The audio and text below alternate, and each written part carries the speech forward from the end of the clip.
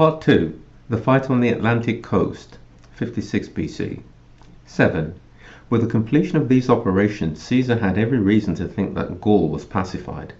The Belgae were overpowered, the Germans driven out, and the Seduni defeated in the Alps. He had therefore set out in the winter for Illyria, desiring to extend his acquaintance with the countries under his command by visiting the tribes of that district, when war suddenly broke out again in Gaul. The occasion of the outbreak was the action of young Publius Crassus, who, with the 7th Legion, occupied the winter camp nearest the Atlantic in the territory of the Andes.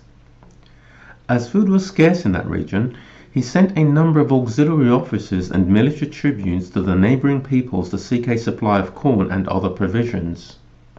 Among others, Titus Terrasidius was sent to the Esuvi, Marcus Trebius Gallus to the Coriosoletes, Quintus Velanius and Titus Silius to the Veneti. 8. The Veneti are much the most powerful tribe on this coast.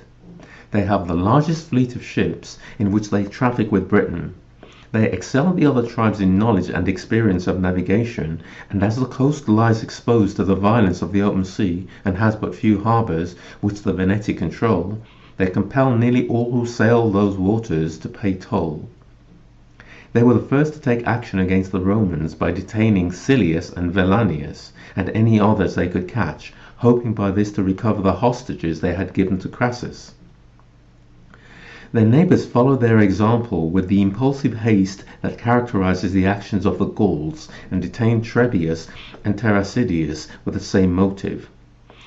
Hurriedly dispatching envoys to one another, their leaders pledged the various tribes to take no separate action, but to share alike whatever fortune might befall them.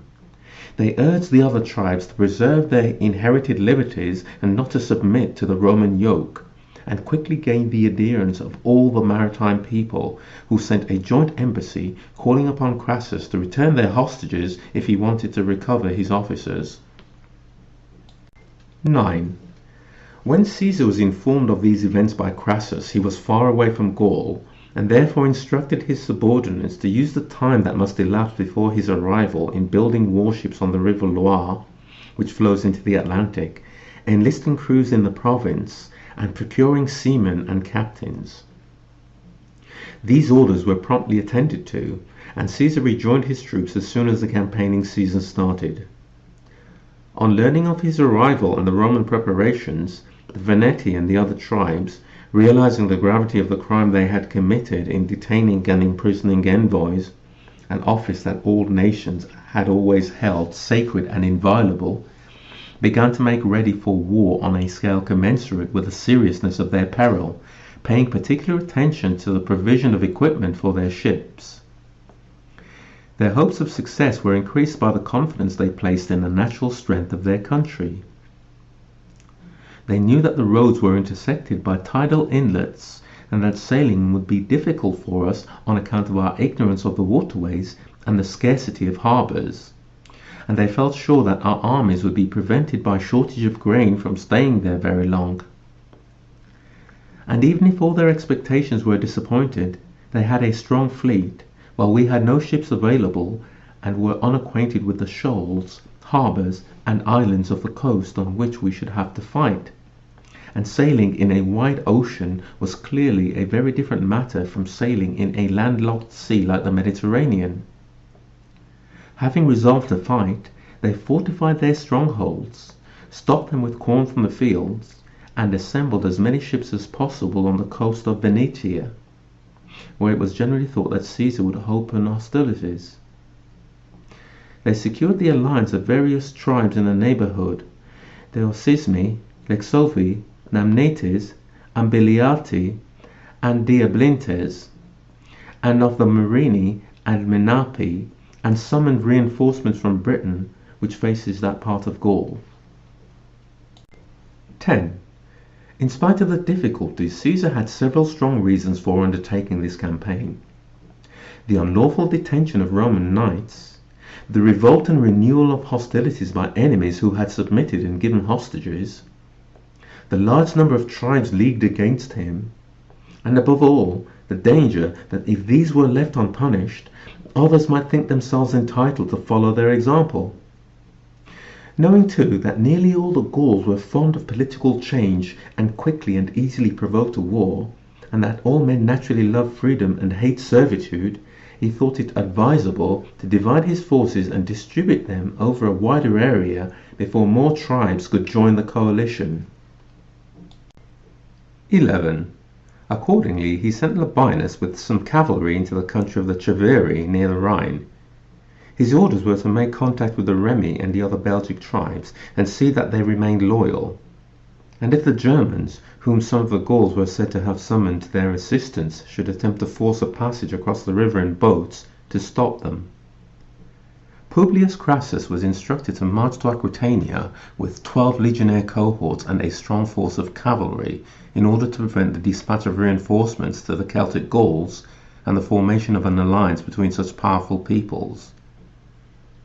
Sabinus was sent with 3 legions against the Venelli, Coriosolites, and Lexovi to keep that section of the rebels isolated.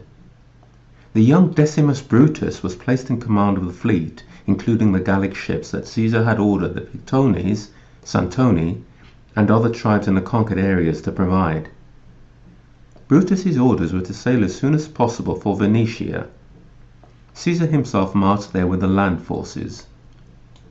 12. Most of the Veneti's strongholds were so situated on the ends of spits or headlands that it was impossible to approach them by land when the tide rushed in from the open sea, which happens regularly every 12 hours. And they were also difficult to reach by sea because at low tide the ships would run aground on the shoals. For these reasons the strongholds were hard to attack.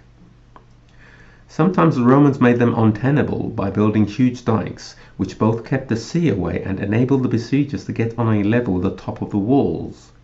But as soon as the defenders saw that their position was hopeless, they would bring up numbers of ships, of which they had an unlimited supply, transfer all their property to them, and retire to neighbouring strongholds equally well situated for defence. They found it easier to pursue these tactics during most of the summer, because our ships were weather-bound and sailing was very hazardous in that vast open sea where the tides were high and harbours almost non-existent. 13. The Gauls' own ships were built and rigged in a different manner from ours. They were made with much flatter bottoms to help them to ride shallow water caused by shoals or ebb tides. Exceptionally high bows and sterns fitted them for use in heavy seas and violent gales, and the hulls were made entirely of oak to enable them to stand any amount of shocks and rough usage. The cross timbers, which consisted of beams a foot wide, were fastened with iron bolts as thick as a man's thumb. The anchors were secured with iron chains instead of ropes. They used sails made of rawhides or thin leather, either because they had no flax and were ignorant of its use, or more probably because they thought that ordinary sails would not stand the violent storms and squalls of the Atlantic and were not suitable for such heavy vessels. In meeting them, the only advantage our ships possessed was that they were faster and could be propelled by oars. In other respects, the enemies were much better adapted for sailing such treacherous and stormy waters. We could not injure them by ramming because they were so solidly built, and their height made it difficult to reach them with missiles or board them with grappling irons. Moreover, when it began to blow hard and they were running before the wind, they weathered the storm more easily. They could bring into shallow water with greater safety, and when left aground by the tide had nothing to fear from reefs or pointed rocks, whereas to our ships all these risks were formidable,